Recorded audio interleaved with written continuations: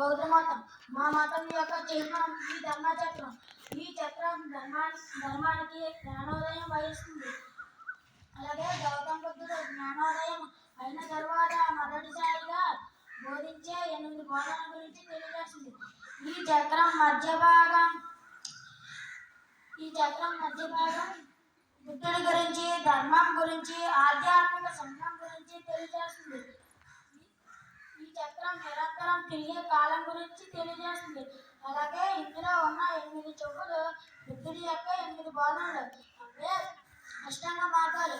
అవి 1 సమ్యక్ దృష్టి, సరైన దృష్టి అనగా సత్యాన్ని తెలుసుకోవడం. 2 సమ్యక్ సంకల్పం, సరైన ఉద్దేశం అనగా మనసును చెడు నుండి విడిపించడం. 3 సమ్యక్ వాక్కు, సరైన ఉద్దేశం, సరైన ప్రసంగం అనగా ఇతరులను బాధ పెట్టేలా మాట్లాడకపోవడం.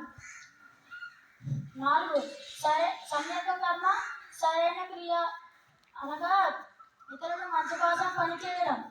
5 సమ్యక్ జీవన, సరైన జీవితం అనగా జీవితాన్ని గౌరవించడం. 6 సమ్యక్ సాధన అనగా సరైన కృషి అనగా చెడును ఎదిరించడం. 7 సమ్యక్ సమాధి అనగా సరైన ఏకాగ్రత అనగా ధ్యానం సాధన చేయడం. 8 సమ్యక్ స్మృతి అనగా సరైన బుద్ధి అనగా ఆలోచనను నియంత్రించడం. ఇది మా ధర్మచక్రం విశిష్టత.